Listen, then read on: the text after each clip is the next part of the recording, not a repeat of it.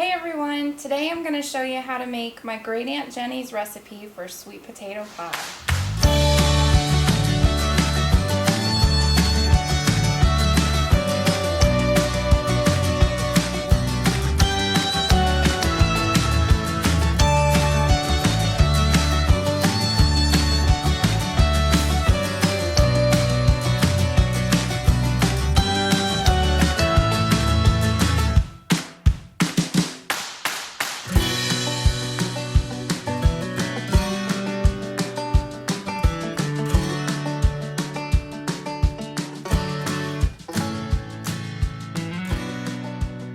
This sweet potato pie that I'm making is my Aunt Jennie's recipe.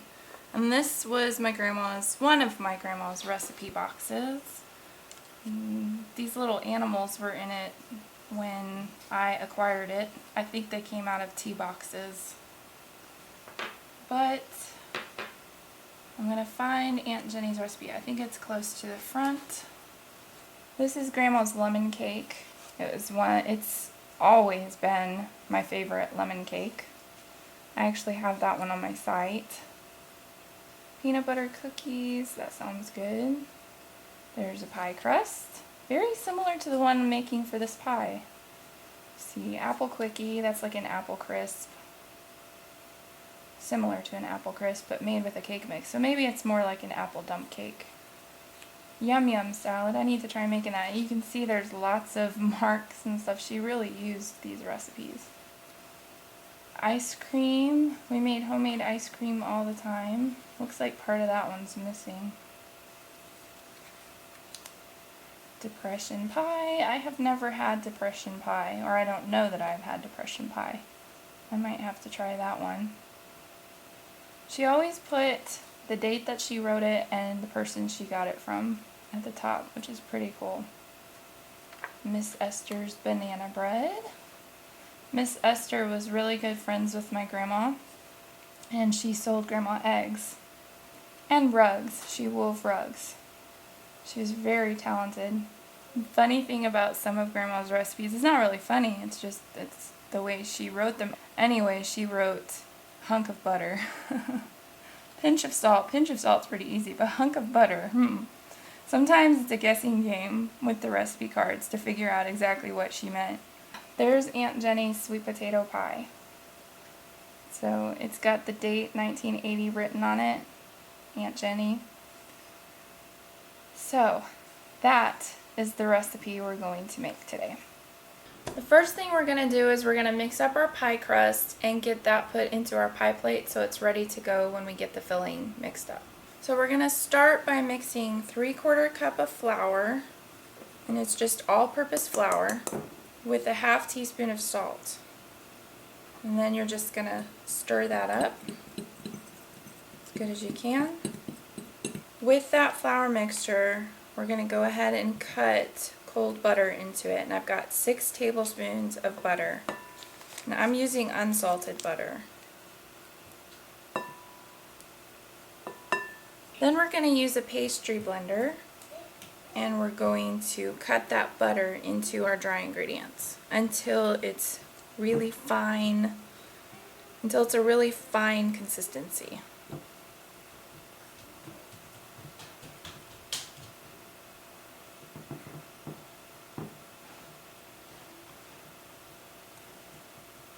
Now this is my son's favorite pie crust to make, and his pie crust is always so delicious. So I asked him if I could use his recipe to make this crust for the sweet potato pie. Now you could probably do this with a food processor as well, but I just do it by hand. To me, a few minutes cutting it with the pastry blender is a lot easier than washing the food processor and all the little parts that go with it.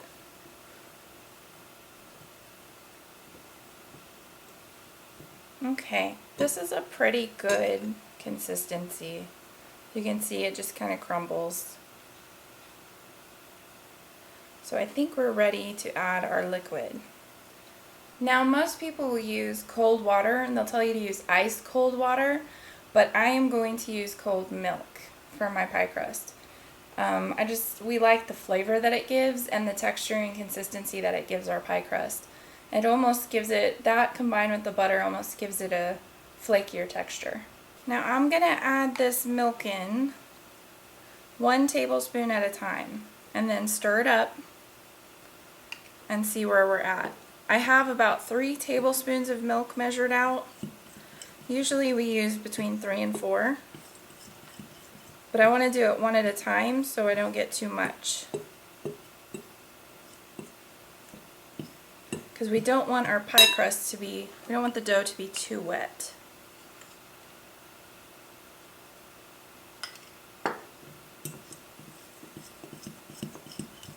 And I'm going to get in there and work it with my hands now. I think I'm going to add just, I don't know, this is actually looking pretty good. I'm going to add just a tiny bit more. Not quite 3 tablespoons is what I'm going for here. 2.5 tablespoons. Or maybe 2 1/4.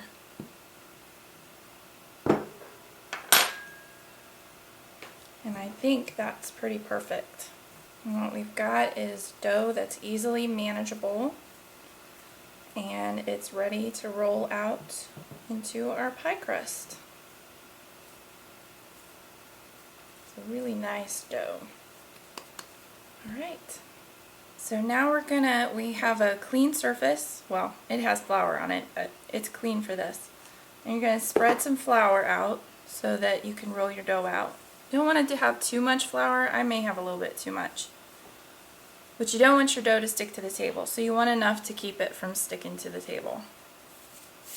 Then you're going to bring your pie dough out. You're going to flour your rolling pin. You'll probably want to do this a few times. This is to keep it from sticking to your dough. And then we're just going to start rolling. We're going to go different directions because we want it to stay even. But we also want to try to keep it in a circle because we're putting it in a circular pie plate. We're going to be rolling it out pretty thin. Pie crust is not meant to be super thick. So we're going to roll it out till it's just slightly bigger than our pie plate so we have room for it to go into the pie plate. You can actually flip the crust as you roll it if you want to, just to keep it from sticking to the table. That's kind of what I'm doing, but as it gets bigger, that'll be hard to do. So, just know that.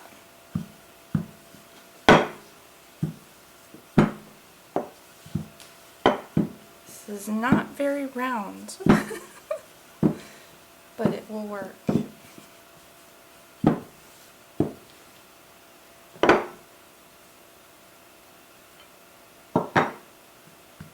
Okay, so we're going to take this and we're going to fold it into quarters. We have it folded. We're just going to go ahead and put it into our pie plate and unfold it. Now we're probably going to have some huge overlapping places, and that's okay because we can take some of those pieces, pinch them off, and put them in areas where we need more dough. So like right here. And remember, it's a pie crust and everybody wants them to be perfect, but they don't have to be perfect. It does not have to be perfect. It's going to go to the same place. Any pie crust is going to go to the same place, to happy tummies. So just keep that in mind as you're making this.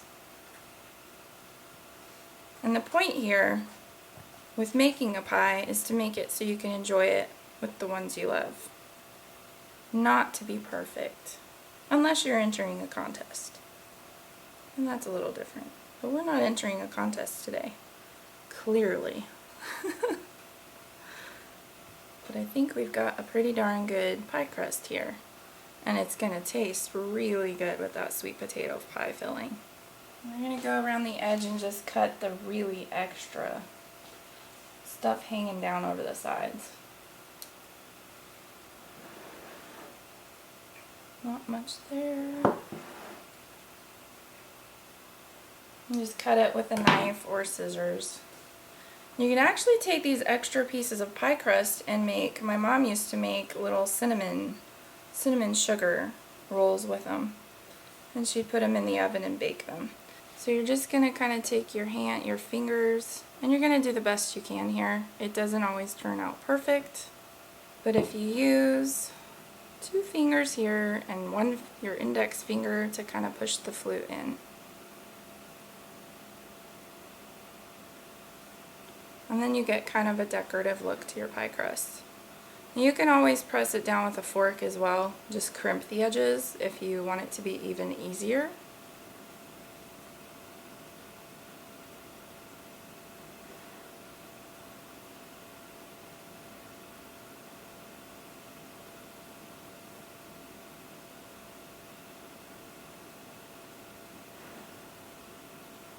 This is actually looking pretty good. Not too bad.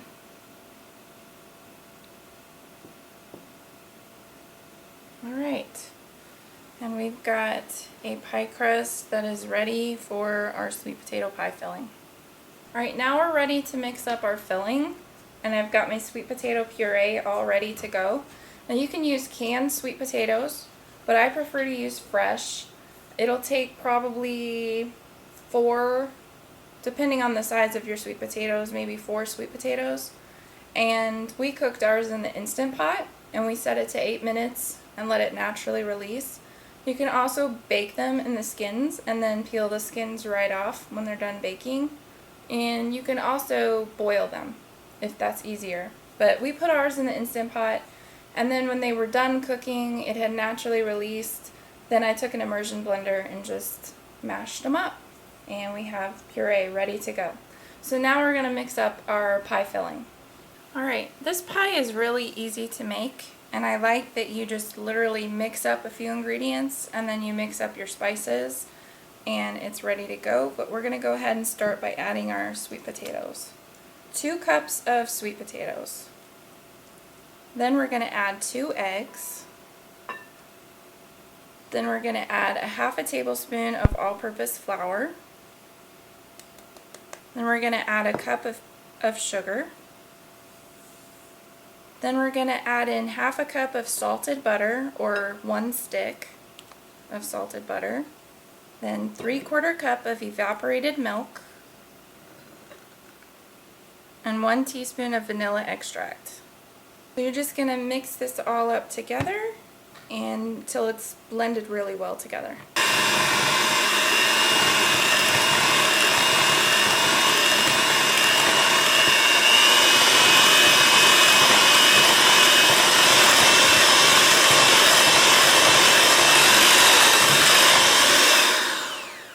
Okay, now we're ready to add our spices. Alright, then we're going to add in our seasonings. So we're going to do 1 teaspoon of salt. We're going to do a teaspoon of cinnamon. And then 1/2 teaspoon of nutmeg. Once you have your seasonings and spices in, then you can just go ahead and mix that up until everything is blended together really well.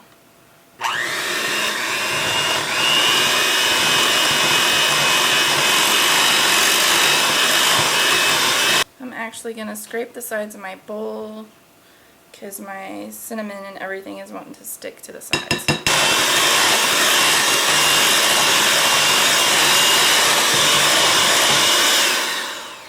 I wish you could smell how good this smells.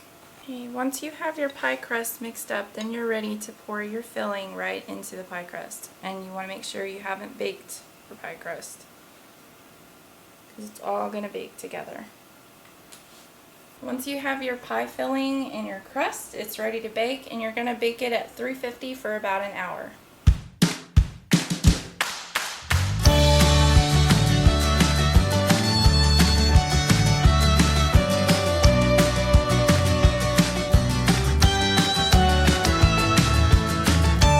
I am ready to taste test this pie.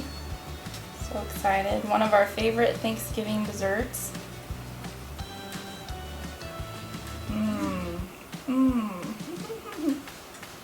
That was so good.